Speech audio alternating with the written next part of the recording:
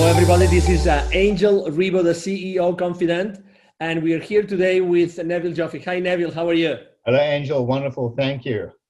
So Neville Joffe, as you probably already know, he's an author, he's an executive educator, and he's been teaching financial literacy and business mastery for more than 25 years to more than 20,000 people worldwide for these very, very large corporations. And we are here today because I would like to actually share a few ideas regarding financial literacy and diversity and inclusion. The first question would be for you, Neville. You've been teaching, basically, you've been helping companies, business operators and executives how to be aware of the financial implications of their business decisions. Why is that important, Neville? Angel, shareholders and investors in corporations have a certain vision about what they want to see in return for their investment. And it may surprise a lot of people to know that investors in large corporations in particular don't really care that much about what the company does. I mean, you think about people who buy shares in a wine company or a beer company may not even drink wine or beer. So it's not really about the product, it's about the return they get on the investment.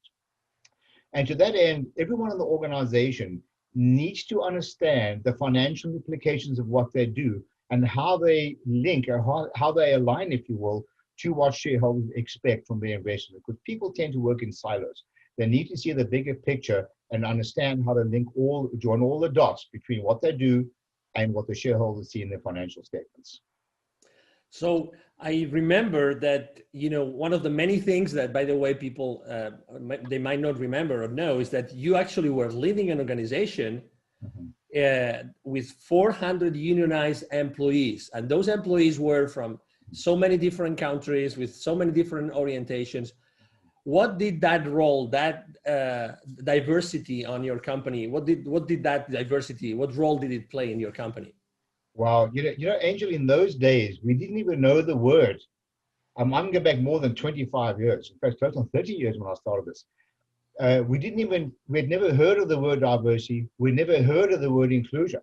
It's just something that some people did or some people didn't do. There was no legal requirements, anything in those days. There was not even an awareness of it. And this company that I bought into was going through some financial challenges. And in those days, we were dealing with double-digit inflation. We were dealing with NAFTA, huge price pressure and demand from the market. Pricing from the market was demanding that prices come down while costs were going up. It was really, really tough to stay open in those days. So what I did was I opened up. I went to a financially transparent environment. Now, keep in mind that we had every nationality imaginable. We had a rainbow, if you will, of employees in this organization, every skill set imaginable.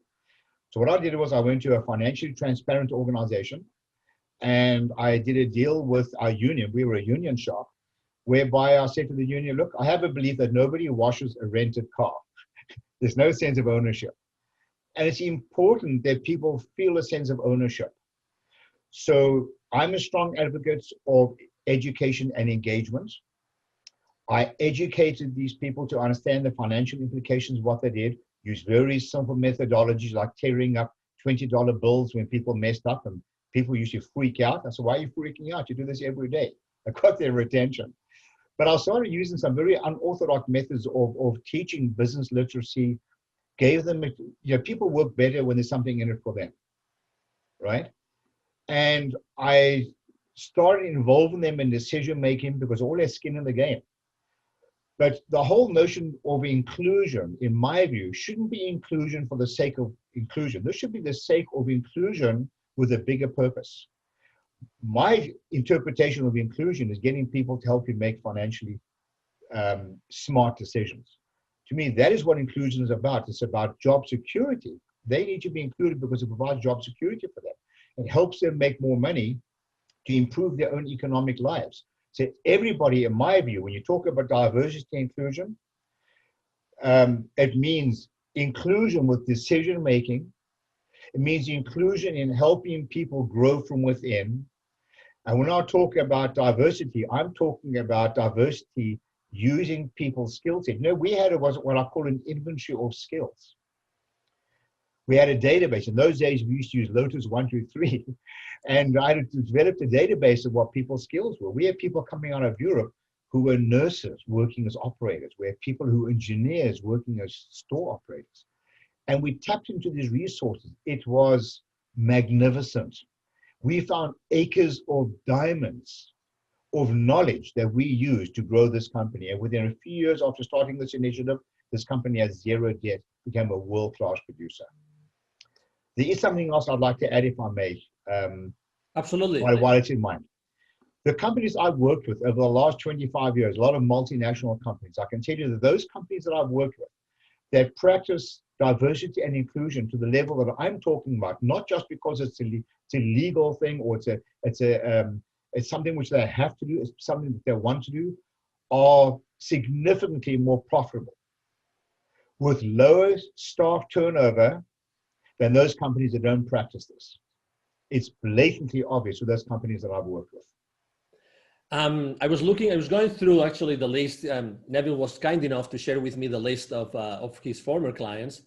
And besides lots of testimonials and recommendation letters, I saw the names. Would you mind sharing the names of a few companies that you have been working with throughout time? Well, these are the companies who practice this type of thing. This is a matter of culture. People like Toyota, Hallmark Cards, Campbell's Soup.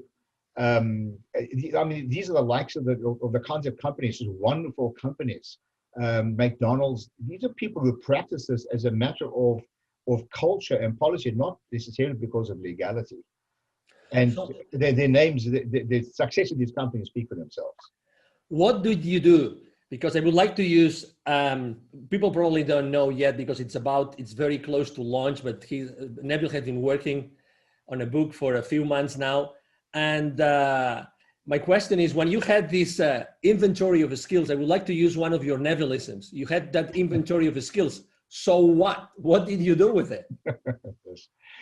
Well, over the years, a lot of people who have been through my program said, Neville, you got to write a book about all these Nevillisms. And I have some statements that I use, which I love to use during my education program. For example, don't examine numbers in isolation.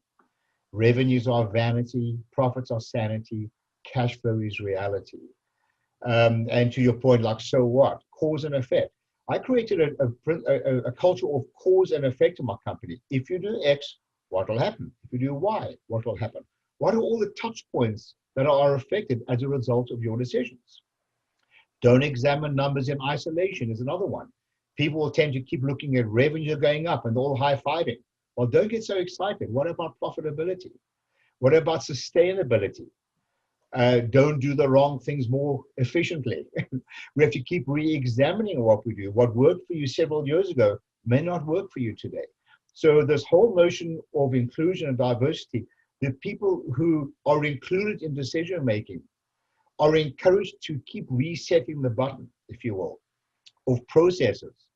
And it's magnificent when people who are not involved in a certain skill set look from the outside, they have the license to ask stupid questions, if you will, because they tend to pressure test a lot of decisions that are going on in companies, always linked to the financial implications of those decisions. Thank you so much, Neville, for bringing this to our attention, actually for bringing to the audience this new frame of reference about diversity and inclusion. People that want to know more about you and about what you do, Neville, what's the best way to reach out to you? Just email me. It's Neville, Neville, at BizWisdom. That's BizWisdom.com. I love a good debate, in case you didn't notice, and I'll be delighted to speak to you and chat to you about some of these concepts. Thank you very much, Neville. It's been a pleasure to have you here. And for our audience, thank you very much. Again, this is Angel Ribo, the CEO of Confident. Thank you for being here today, and hope to see you soon in another of our interviews. Thank you very much. Have a wonderful day. Bye-bye. Thanks. Bye-bye.